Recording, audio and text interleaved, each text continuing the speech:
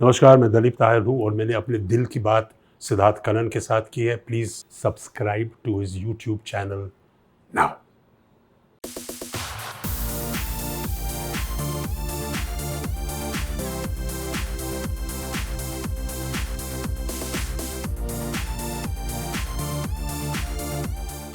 देखा जाए राइट, आपने इतने सारे आइकॉनिक कैरेक्टर्स किए, टॉप 3 में कौन से हैं आपके? टॉप 3 में है वो जो जहाँ मुझे ऑडियंस में सबसे बढ़िया रिस्पांस मिला और मैं बहुत ग्रेटफुल हूँ, आभार व्यक्त करता हूँ अपने दर्शकों को। एक तो सर बाजीगर है जहाँ लोगों को मदन चोपड़ा अभी आज तक नहीं भूले, हमें इल्म भी नहीं, हमें कभी सोचा भी नहीं था कि इसका इम्पैक्ट ही होगा। वो एक है। दूसरी फिल्म है कयामत से कयामत तक, जो मेरी पहली कमर्शियल फिल्म थी, मतलब सुपरहिट थी आमिर के साथ, और जहाँ मतलब वो था, बुनियाद थी मेरे लिए, which was a turning point. हम लोग तो टीवी माने बुनियाद तो हमारे लिए डेली एग्जिस्टेंस था सर। उस जमाने में सब कहते थे कि अरे ये तो छोटा पर्दा है यार, छोटे पर्दे में कैसे आएंगे हम। बुनियाद और रामायण और हम लोग उस टाइम पे बन रही थी, उनकी पॉपुलैरिटी ऐसी होती थी कि बड़े स्टार मतलब सामने नहीं आते थे। एक इंसिडेंट था, जो एक बहुत बड़े स्टार, उनका नाम नहीं लूँगा मैं, वो भी एयरपोर्ट पे उतरे और जो रामायण में जो कर रहे थे अपना, अरुण गोविल जी राम जो बने थे, हाँ जी, जब भीड़ आई ऑटोग्राफ लेने तो इनने समझा, जो बड़े स्टार थे, जो मूवी स्टार थे, उन्होंने समझा कि मेरे पास आए, उनके दौड़ के निकल गए और सारे अरुण गोविल के पास। तो ये टेलीविज़न का इम्पैक्ट था। वो गलत फहमी थी कि क्योंकि पर्दा छोटा है तो रीच भी छोटी होगी। बुनियाद made a big difference in my life.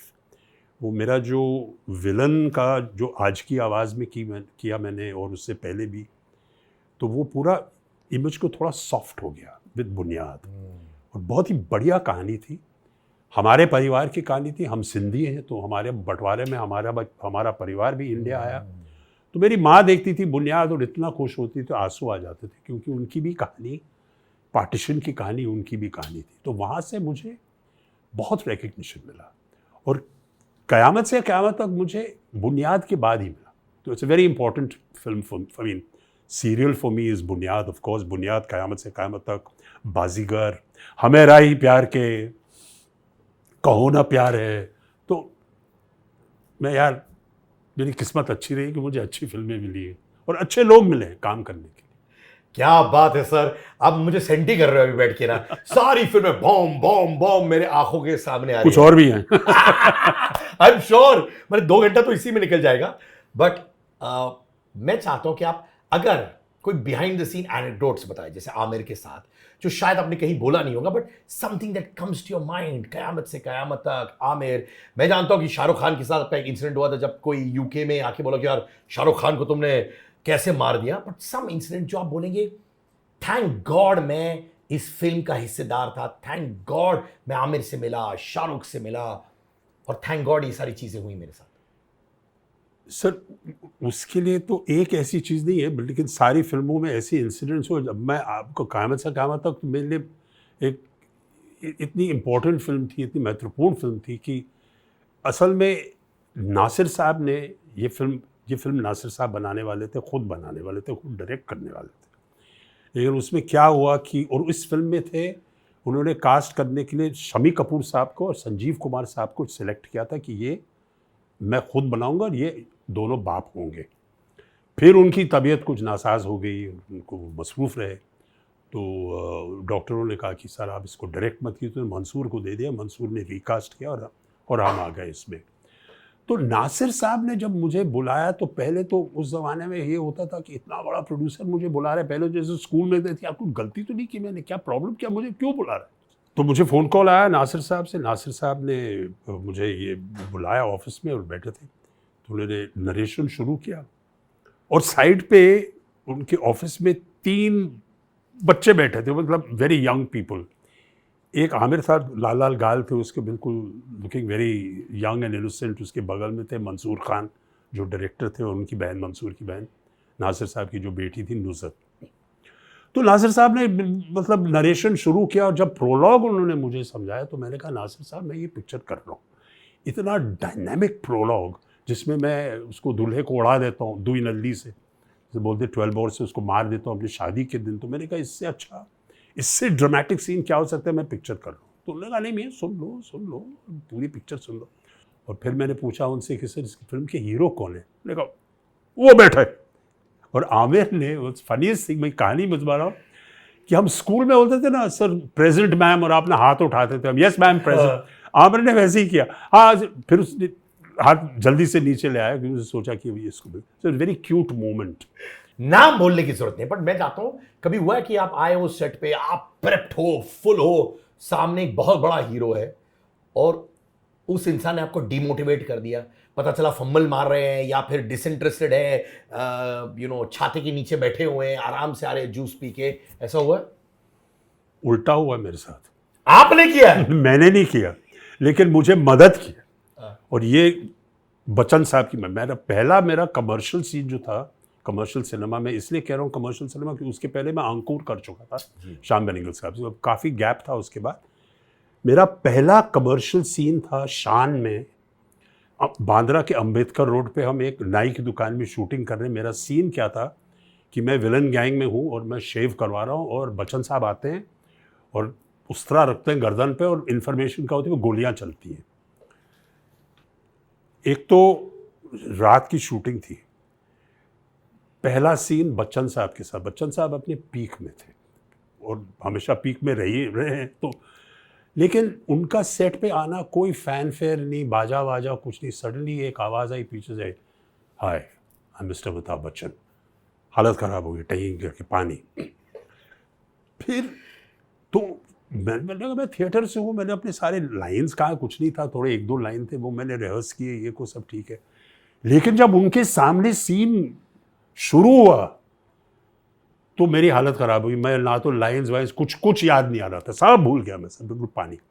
तो बच्चन साहब ने मुझे बोला रिलैक्स, डोंट वरी, आराम से करो, do whatever you are doing, don't worry, don't think it's me, आप बस अपने हिसाब से सीन कीजिए, कोई बात नहीं।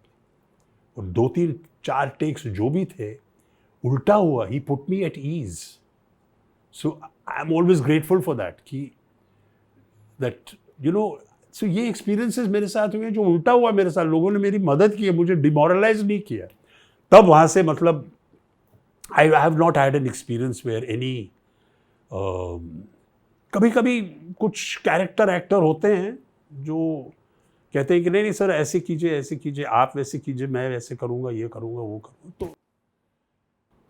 तो कॉलीग्स हैं यार, ये चलते रहता है, इट्स नथिंग, ऐसा नहीं है कि इट्स बिन डिमोरलाइजिंग और एनीथिंग लाइक दैट। आपने भी अपने लाइफ में इतने सारे रोल्स के साथ एक्सपेरिमेंट किया है, right? You play the good guy, you play the bad guy, you play the really bad guy. Shahrukh भी, हाँ, शाहरुख ने भी उस वक्त वो सारे एजी रोल्स किए थे जो लोग कहते थे यार हीरोज तो कर ही नहीं सकते ये सब। Baazigar being one of them, the anti hero, and उन्होंने वो किया। फिर ऑब्वियसली डर वर था। क्या उस वक्त भी शाहरुख के अंदर वो जुनून था जो आज भी है और हमेशा रहेगा होपफुली? आज मैं बहुत दिन हो गए, मैं शाहरुख से मिला नहीं हूं, लेकिन ये जुनून ही है उनमें। बाजीगर में तो जब ट्रायल्स होते थे, बाजीगर की पिक्चर बन गई थी और उस ज़माने में ट्रायल्स रखते थे मतलब डिस्ट्रीब्यूटर्स के लिए। वीनस रतन जैन जी जिन्होंने पिक्चर प्रोड्यूस की थी, तो ट्रायल के बाद सारे आर्टिस्ट वहाँ खड़े रहते थे और वो लोग मिलते थे, तो सब पतली गली वहाँ से ऐसा बहुत अच्छी पिक्चर भाग गए। तो जाहिर है कि मतलब जो प्रोड्यूसर थे उनकी तो हालत ख़राब होगी कि भैया ये तो पिक्चर, और सब कह रहे थे कि ये क्या बनाया तुमने, हीरो मतलब मर्डरर है इसमें, हीरो तो हीरोइन को मार डालता है, ये कैसे चलेगी ये पिक्चर, इम्पॉसिबल है। अब्बास मस्तान भाई को उनको कॉन्फिडेंस था, बट जितना कॉन्फिडेंस शाहरुख को था, मुझे तो पिक्चर बहुत पसंद आई, मैं तो थोड़ा सा नॉन फिल्मी हूँ तो मुझे नहीं लगा कि कोई फ़र्क, और वजह भी अच्छी थी, मतलब वजह सॉलिड था कि वो बदले में उसको मारता है। शाहरुख का कॉन्फिडेंस हिला नहीं बिगिनिंग से कि ये पिक्चर सुपरहिट होने वाली है, यह पिक्चर चलेगी, और वही हुआ। People accepted him in that role. तो हीरो का इमेज भी बदल गया वहाँ से, और डर में भी उन्होंने उसी किस्म का कैरेक्टर किया। तो बात ये है कि लोग फॉर्मूलर बोलते हैं, दिस इज अ फॉर्मूलर, क्या हीरो ये नहीं कर सकता, हीरो वो नहीं कर सकता, फलाना नहीं कर सकता। ये आपकी दृष्टि, आपका विजन है, और ये आपका लिमिटेड विजन है। लेकिन अगर कहानी मजबूत हो और वजह सही हो तो कोई भी कैरेक्टर कुछ भी कर सकता है, and the audience will be convinced. And Baazigar is an example of that, कि वो बदले में, अपने माँ के बदले में, उसके रिवेंज में, वो इस कैरेक्टर के, वो कहता मैं कुछ भी करूंगा लेकिन इसको मैं मदन चोपड़ा को छोड़ूंगा नहीं मैं। यू नो, आपने एक बहुत इंटरेस्टिंग बात कही कि शाहरुख खान का कॉन्फिडेंस हिला नहीं। आप दूर से देखकर समझ रहे थे, या फिर उस दौरान आप थे जहां पे आप डिस्कस कर रहे थे शाहरुख खान के साथ कि यार ये फीडबैक आ रहा है, डिस्ट्रीब्यूटर्स ये कह रहे हैं, ये कहां से वाइब मिली आपको? मैं उसको हम साथ में खड़े रहते थे जब लोग आते थे, और मतलब मैं प्रोड्यूसर की शक्ल देखता था मैं, वो लाइक सब हिले हुए थे, सब ग्रुप में जा रहे थे, क्या होने वाला है, ये है, कोई कह नहीं रहा है, कोई खरीद नहीं रहा है। एक ही शाहरुख था जो मतलब ही वाज टोटली कॉन्फिडेंट, उसको तो यार ये तो मतलब ये पिक्चर सुपर हिट होने वाली है, क्या प्रॉब्लम है, don't worry about it, don't worry, ये सब हो जाएगा। कयामत से कयामत तक में भी ये बहुत बड़ा डिबेट हुआ था। पिक्चर बन चुकी थी, और हमारा जो कयामत से कयामत तक की एंडिंग थी वो सैड एंडिंग थी, दोनों मर जाते हैं, जूही भी मर जाती है और आमिर भी मर जाता है। जब ये एंडिंग नासिर साहब जब पिक्चर को एडिट करके जोड़ दिया था, तो डिस्ट्रीब्यूटर्स ने कहा सर ये आप क्या कर रहे हैं, यंग लव, मासूम लवर्स को आप मार रहे हैं, तो कभी नहीं चलेगी पिक्चर। राज कपूर साहब ने कहा था कि यंग लव को कभी नहीं मारना चाहिए, उनका ब्लॉसम होना चाहिए। लेकिन जितने भी क्लासिक्स हैं, हीर रांझा है, रोमियो जूलियट, उसमें वो मरते हैं। तो बहुत बड़ा डिबेट हुआ था। नासिर साहब ने हाथ जोड़ के मंसूर अपने बेटे को कहा तू जा वापस कोलार में और हैप्पी एंडिंग शूट करके आ जा। तो हम गए वापस, हैप्पी एंडिंग में मंसूर कहीं और बैठा हुआ था, सब कोई आमिर डायरेक्ट कर रहा था। हैप्पी एंडिंग लेकर आए तो वो जब दिखाया लोगों तो डिस्ट्रीब्यूटर खुश हो गए। लेकिन मंसूर खान ने अपने पिताजी से कहा कि अगर आप हैप्पी एंडिंग रखेंगे तो मेहरबानी करके मेरा नाम हटा दीजिएगा वहां से, मैं इस फिल्म का डायरेक्टर नहीं हूं, I will not take it. Aamir का क्या टेक था इस सब में? आमिर का भी टेक था कि सैड एंडिंग होना चाहिए। नासिर साहब डायलेमा में, उनको घबरा गए कि भाई अगर मैं हैप्पी एंडिंग ना, मेरा बेटा बोल रहा है कि मेरा नाम हटा दो, क्या करूं। एंड में घूम फिर के they went to one gentleman who was the greatest writer, one of the best writers, Rahi Masoom Raza साहब के पास गए, जिन्होंने महाभारत लिखी, मतलब बनाई थी उन्होंने टेलीविजन के लिए, चोपड़ा साहब के लिए। उनके पास गए, पिक्चर दिखाई उनको कि साहब आपकी क्या राय है, क्या करें हम, हैप्पी एंडिंग रखें या सैड एंडिंग रखें। राही साहब ने उनको एक बहुत ही बढ़िया बात कही। उन्होंने कहा ये पिक्चर बहुत अच्छी है, गाने बढ़िया हैं, कहानी अच्छी है, सब कुछ है, ये हैप्पी एंडिंग रखेंगे आप तो ये पिक्चर चलेगी, सक्सेसफुल पिक्चर होगी, कामयाब होगी। लेकिन सैड एंडिंग के साथ ये पिक्चर क्लासिक बनेगी। आपका क्या इंस्टिंक्ट था? 100% सैड एंडिंग। आप भी चाहते थे ये? रोमियो जूलियट की कहानी सुनिए आप, हीर रांझा की, शरीफा, जितने भी क्लासिक लव स्टोरीज हैं वो हमेशा उनका ट्रेजेडी होता है। इनफैक्ट आप उनके बारे में सोचते भी है, राइट? करेक्ट। आप सोचते कि यार ये जो हुआ उनके साथ गलत हुआ, आप डिबेट करते हो, ये सब होता है, राइट? एब्सोल्युटली, कि यही तो है कि यार ये मतलब इसीलिए तो उसको कयामत से कयामत तक बोला था, टाइटल ही था कि कयामत से कयामत। तो ये मतलब काफी बिहाइंड द सीन्स की डिबेट्स चल रही थी उस समय। सर, महेश बाबू ने कहीं कहा था कि Bollywood can not afford me, quote unquote, that Bollywood can't afford him. आपने उनको सपोर्ट किया जी। आपने कहा कि एथिक्स जो है, वर्क एथिक्स, बॉलीवुड में और साउथ इंडस्ट्री में अलग है। बिल्कुल अलग है सर।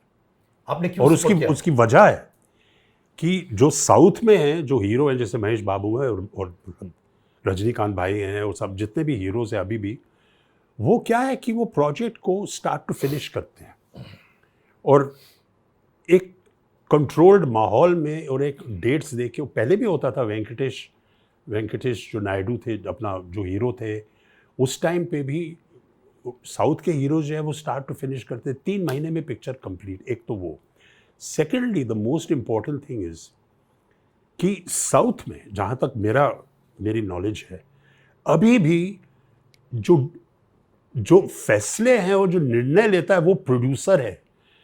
हमारे यहाँ लेयर्स हो गए हैं। ऑफिस में जाओ, इससे अप्रूवल लो, इसकी तस्वीर खींचो, चैनल में भेजो, इधर भेजो, जब तक अप्रूवल होता है फिर एंड में बोलते हैं तुम डिसाइड करो।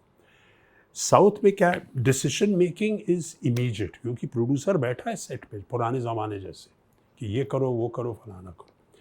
The work ethic in the south is far more professional because the decision making is controlled by the producer and the creative team जो उनके हैं, and the leading man, और जो मतलब आपकी टीम है वो decisions लेते हैं और फटाफट decisions होते हैं। In the process, the South is far more efficient in working. मेरा ये कहने का मतलब था कि अगर महेश बाबू हमारे मतलब नॉर्मल स्टाइल में, हिंदी फिल्म स्टाइल में अगर वो फिल्म बनाएंगे तो that's what I mean by they can't afford him. They cannot afford his work ethic, his work style, is my reading of it. I might be wrong. I may be completely wrong, लेकिन नहीं, but this is your opinion. it's my opinion. Absolutely.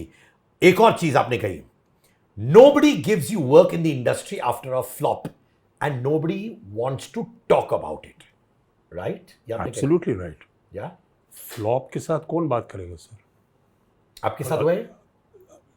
तो मेरी तो hits हुई थी, तो मैं lucky हूँ मैं आज आपके साथ बात कर रहा हूँ, इसलिए आप मुझे बुलाते यहाँ पर। अगर मैं फ्लॉप होता सर, वो पूरे हमारे दुनिया का नियम है सर। ऐसी बात नहीं है कि सिर्फ फिल्मों में होता है।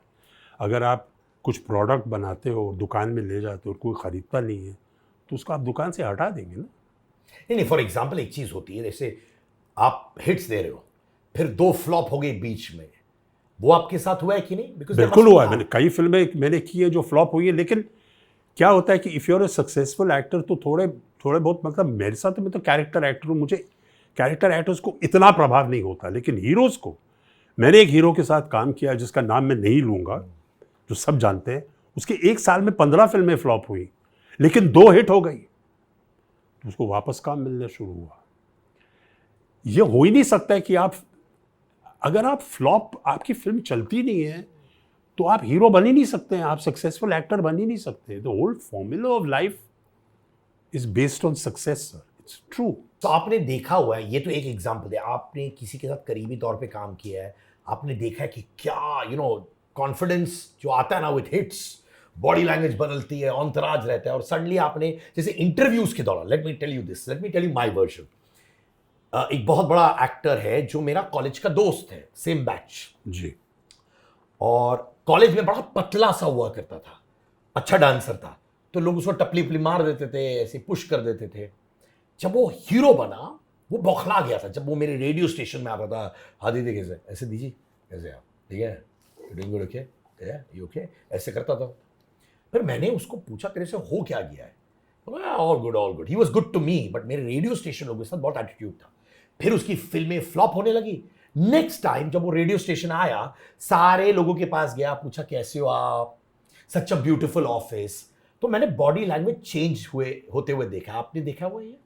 बहुत देखा मैंने। ये इंडिविजुअल है, इंडिविजुअल अपब्रिंगिंग है, ये है जो अब लोग सक्सेस को देखो, हर इंसान की बैकग्राउंड होती है, कहाँ से आ रहे हैं, जब वो सक्सेस देखते हैं उनको कैसे हैंडल करना, ये बहुत इम्पोर्टेंट प्रश्न पूछा आपने। जो लोग आज हैं, जो पुराने लोग हैं, जो आज भी सुपरस्टार है, वो स्टार्स हैं।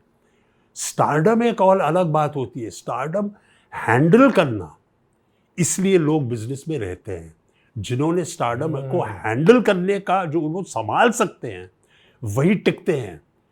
आप देखिए, मैं नाम नहीं लूँगा, लेकिन लोग सुपरस्टार का नाम बना था किसी, जब वो ज़माना जाता है तो सब याद करते हैं। जैसे बोलते हैं ना, जब आप नीचे आ रहे हैं तो लोग आपकी मदद करते हैं। अगर आप ठीक से आप उनके साथ पेश नहीं आए हैं तो they help you with people. जैसे बोलते हैं when you are sliding down, people oil the slope. तो it is a personal thing of how you handle success. और कई लोगों में ये होता है कि भैया सक्सेस एक सक्सेस, ये मत भूलिएगा कि हम इंसान हैं। सक्सेस एक ऐसा नशा है जो अच्छे खासे लुढ़क जाता है। सडनली आपको सक्सेस है, लोग आ रहे हैं, आपकी तस्वीर ले रहे हैं, पैसे आ रहे हैं, गाड़ी आ गई, ये आ गया, वो आ गया, क्यों नहीं चाहती भूलेगी आपकी? आप बिल्कुल यार मैं हूँ, क्या है यार, बोलो हाँ क्या है, वो एक अखड़ आ जाता है। और मैंने एक इंटरव्यू देखा था अपना फेमस सलीम जावेद साहब, सलीम खान साहब का एक इंटरव्यू सुना मैंने, और बहुत ही प्यारा उन्होंने डिस्क्रिप्शन किया। एक इंटरव्यूअर ने उनसे पूछा कि सर शोले के बाद आपका एटीट्यूड क्या था? उसने कहा दिमाग घूम गया, दिमाग फट गया, पागल हो गया, नशे में, क्या भैया आपने शोले दी है?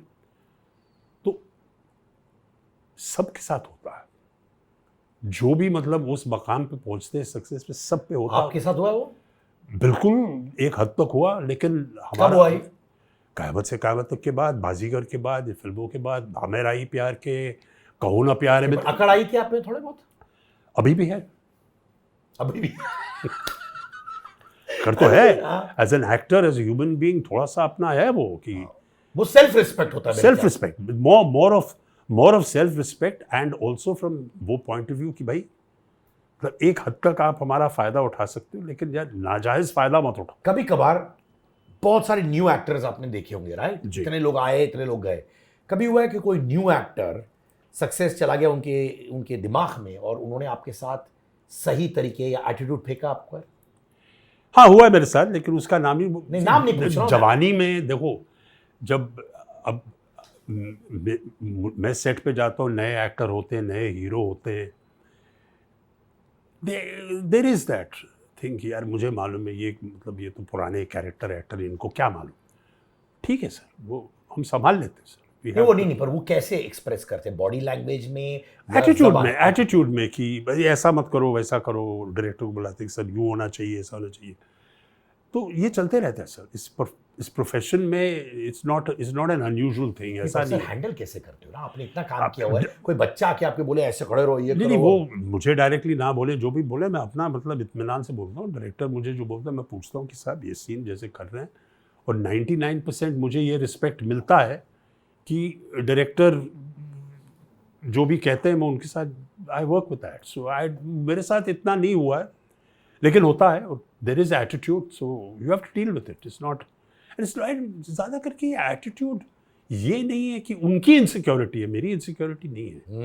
जब नया लड़का कोई आता है तो उसको लगता है कि ये कैरेक्टर एक्टर जो मेरे सामने खड़ा है, इतनी फिल्में की हैं, इतनी हिट्स हैं, ये हुआ, तो उनकी इनसिक्योरिटी होती है कि आप इसको कैसे कंट्रोल करूँ मैं। और उनको ये भी लगता होगा ये आके खा लेगा मुझे, होता है ये भी होता है कि यार ये सीन में ये कर लेगा, तो I understand that, let them have the, उसको अपना उसकी जगह लेने दो, सब थोड़े से डिस्कशन के बाद सब सेटल डाउन हो जाए। नाउ फॉर एग्जांपल, मैंने कहीं पढ़ा हुआ है और मुझे मेरी टीम ने भी बताया हुआ है, तो आपका रिसर्च बहुत अच्छा है।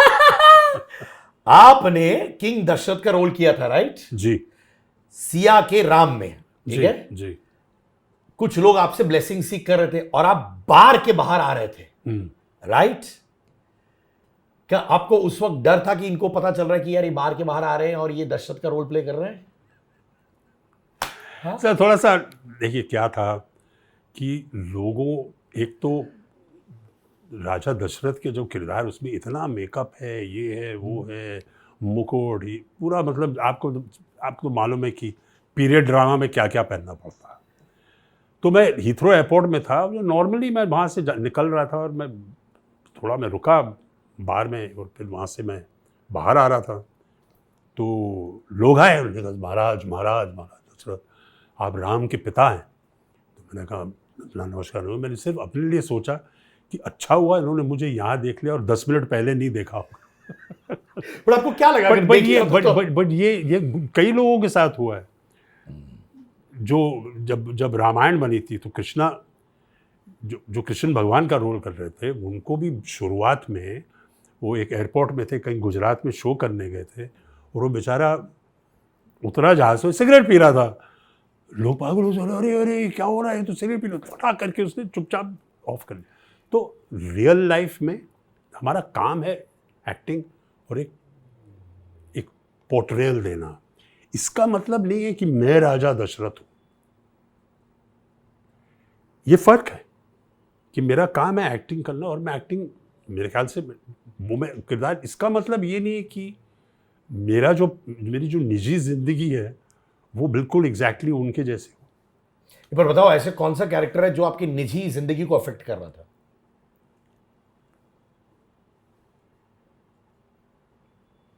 एक प्ले किया था मैंने बहुत पहले अंग्रेजी में, स्ट्रीट का नेम डिज़ायर। उसमें एक कैरेक्टर मैंने किया था स्टैनली कवाल्स्की का। उस टाइम में मैं अपने 20s में था, 26-27 साल का था। बहुत ही रफ टफ सॉलिड कैरेक्टर। तो वो मैं ज़रा अपने लाइफ में उसके साथ एक्सपेरिमेंट करने लगा। मैं नॉर्मल लोगों पे ये डायलॉग बोलने लगा। पार्टी में अगर जाते थे तो अग्रेसिव हो गए थे आप? हाँ, वो थोड़ा सा मैं सोच रहा था कि इसका मेथड है कि मैं इसको रियल लाइफ में इसके साथ एक्सपेरिमेंट करूं ताकि मुझे वो आएगा। वो जमा नहीं वो मतलब थोड़ा सा उसके साथ ज़रा ध्यान देना चाहिए, just be little careful, but लेकिन it was good fun. I mean I enjoyed it. ये रूमर जो आया था जयाप्रदा वाला, हाँ, बहुत ही डेडली था सर। क्यों? ये मैंने सुना है हाँ, कि आप लोग एक इंटीमेट सीन कर रहे थे, हाँ, फिर आप कैरिड अवे हो गए थे, हाँ। फिर उन्होंने आपको चाटा मारा। वो क्या था? सर मैं भी जब मैंने ये पढ़ा मैं खुद हैरान हुआ। मैं खुद सोचने लगा। मैंने कहा ये जयाप्रदा जी को मैं बहुत रिस्पेक्ट करूँ, one of the most beautiful actresses. और तो मैं खुद सोच रहा था कि ये कौन सी फिल्म है जो मैंने जया जी के साथ की जिसमें ये हुआ था। मुझे तो याद ही नहीं आ रहा है कि मैंने जया जी के साथ पिक्चर ही कौन सी की। मैंने पिक्चर ही नहीं की है मेरे हिसाब से। आप मुझे बताइए वो फिल्म कौन सा था और मैं कहूँगा हाँ ठीक है यार, आप सही बोल रहे हैं, मैं गलत हूँ, ये पिक्चर मैंने की थी जया जी के साथ। I don't think I have shared any screen time with her. तो I don't know how this rumour came. I don't know how saying ये जो सो कॉल्ड मी टू वाला एलिगेशन जो आने लगा, मी टू में नहीं आया। ये नहीं आया था। तो ये आप कह रहे हो ये Let's be clear about that. हाँ, It had nothing to do with अच्छा। Me Too. Me Too में in the sense that उस टाइम पे क्या हुआ था कि मैं Me Too जब हुआ था तो मैंने एक स्टेटमेंट दिया था कि जब मेरा करियर शुरू हो रहा था तो लोग उसमें जब ये वायलेंट सीन्स होते थे, मतलब लेडीज़ के साथ रेप सीन्स वगैरह, कुछ डायरेक्टर ऐसे होते थे जो कहते थे सर यार सब कर लो, ये फाड़ फूड़ के फेंक दो, हम कैमरा रखेंगे वहाँ कुछ नहीं होगा। तो मैं ये कभी नहीं करता था।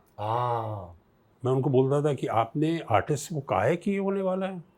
तो नहीं, नहीं कर लो ना, कुछ नहीं होगा। मैं खुद जाके उनको बोलता था आर्टिस्ट को कि ये होने वाला है, are you aware of it? I don't no.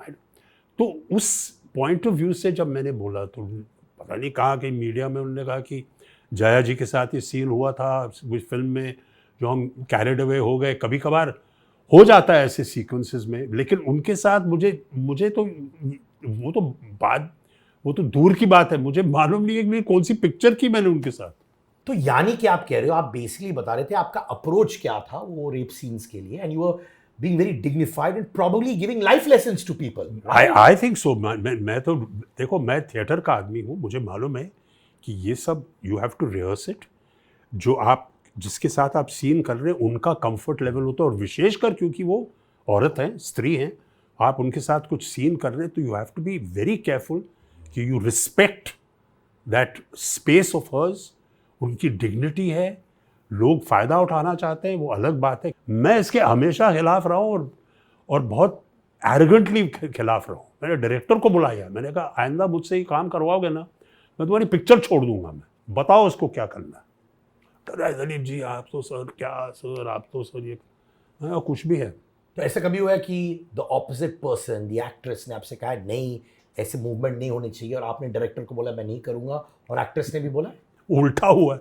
Actress ने मुझे, और बहुत फेमस एक्ट्रेस है, टॉप की हीरोइन थी, उनके साथ मैं फिल्म कर रहा था, वो कह रही थी अरे थोड़ा तो एफर्ट लगाइए, मुझे कोई फील नहीं हो रहा है, आप इतना डेलिकेटली कर रहे हैं तो सीन नहीं जमेगा। तो मैंने okay okay okay I promise you, मैं आपको बिल्कुल सच बोल रहा हूँ कि मैं डरा हुआ था कि यार अभी बेचारी को यार चोट तो नहीं लग जाएगी, अभी से पटकना है, पूरा था पटकना वटकने का। तो मैं हल्के से वो कह रही थी भाई कुछ तो फोर्स डालिए इसमें। Oh God, sir, you're too kind यार, too sweet. Okay, last segment, Sid के का अंगार, यानी कि अंगार वाले सवाल। पूरा शो ही अंगार था, पर ठीक है चलेगा। Ready sir? रेडी।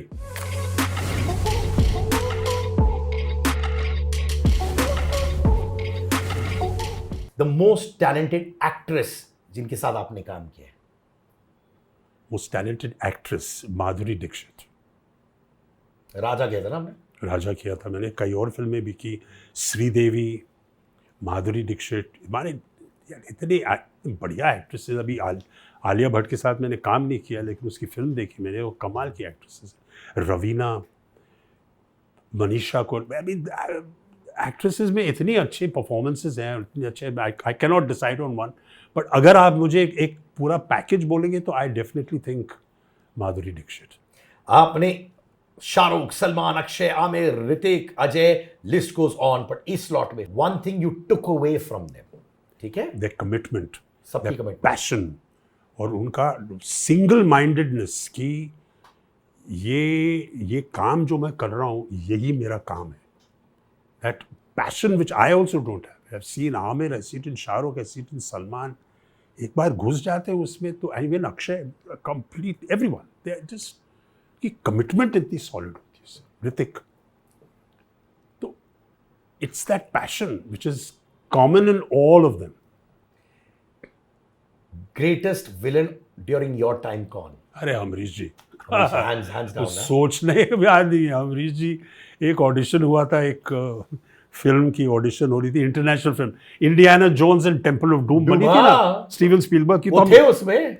मैं नहीं था उसमें, वो थे। अमरीश जी तो मेन विलन थे। तो हमें सबको ऑडिशन के लिए बुलाया गया था। तो जब हम ऑडिशन में सब बाहर बैठे हुए थे तो अमरीश जी आए। तो हमने कहा ओ गॉड यार, अमरीश जी हैं, अभी हमारा क्या चांस ही नहीं है लाइफ में, अभी कैसे होगा। तो अंदर गए, अमरीश जी को पहले बुलाया गया, अंदर वो गए और वो शुरू हो गए, को जोर जोर से कोई डायलॉग हो रहा था, ये हो रहा था। तो मैंने सोचा कि मैंने कहा मैं भी तो यही करने वाला था, तो अब मैं क्या करूं। तो मैंने टोटली ऑपोजिट किया, बिल्कुल silent, Marlon Brando kind of villain. Amrish ji जैसे, मतलब उनका जो पावर था as an actor, Hindi film industry में उन्हें ज़्यादातर के विलन के रूप में उनको पहचाना गया। लेकिन Amrish ji is a fantastic actor. हर रोल में आप कुछ भी देख लीजिए, he was always wonderful and a wonderful human being, is like a child. But as far as जहाँ तक विलन की बात है तो उनके मुकाबले में कोई है ही नहीं सर, मेरे हिसाब से। और आपके मुकाबले में भी कोई नहीं है sir. Thank you so Dalip much Tahil sir, बहुत अच्छा लगा ज्यादा यार, प्रेस कर रहे हैं आप। मैंने सच्चे दिल से, माने मुझे पता ही नहीं चला कब शुरू हुआ कब खत्म हुआ, बस सुनता गया and I love you man. ये भी बुरी आदत है, आप एक्टर को कभी बोलने का चांस मत दीजिए, तो चुप नहीं होंगे। बहुत अच्छा लगा वही तो मैंने कहा, मैंने इतनी चीजें ग्रास्प। बहुत बहुत धन्यवाद। You are one of the finest actors this country has seen. Thank you so और मच। अभी तो आप चिल्लर हो यार। ऐसे। Thank you so much sir. Thank you Dalip Tahil. Pleasure, thank you.